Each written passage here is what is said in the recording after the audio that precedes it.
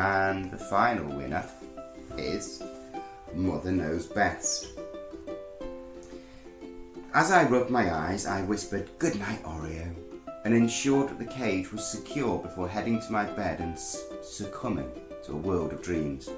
As dawn broke, light seeped through the window, causing me to stir.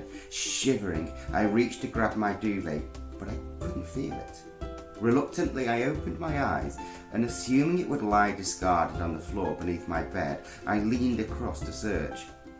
However, I collapsed face first into a pile of hay. Bewildered, I jumped to conclusions. It was a dream, it had to be. Bang! A tremor shook me like an earthquake. I became aware of my surroundings. I was in a hamster cage. Without warning, the door was rattled open. My legs went limp as something reached towards me and dragged me away. I cried for help, but to no avail. My feeble squeaks were worthless. As my eyes adjusted to the brightness, I saw my reflection as we passed the mirror. Black and white fur covered my body. My hands were paws, and I had the cutest ears. I wasn't Lucy. I was a hamster, not just any old hamster, but Oreo. Who was the other reflection? It looked like me, Lucy. Had we swapped bodies? Wriggling out of her tight grip, I jumped, trying anything to escape this nightmare. Then the sweet, heavenly aroma of fresh fruit wafted into the room. I stood mesmerised. Immediately, I followed the scent, since the person holding me had put me down to roam across the room. Eagerly, I gobbled down the pear and stuffed the apple in my cheeks. Maybe being a hamster wasn't such a bad thing. Moments later, a huge shadow fell across me as an ear-splitting noise flooded my brain.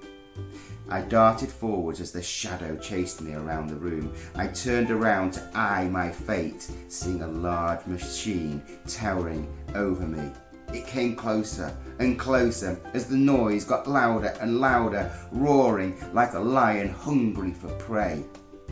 I was the victim. I squeezed my eyes shut. Then everything stopped, like it was just one push of a button that had decided to change my fate.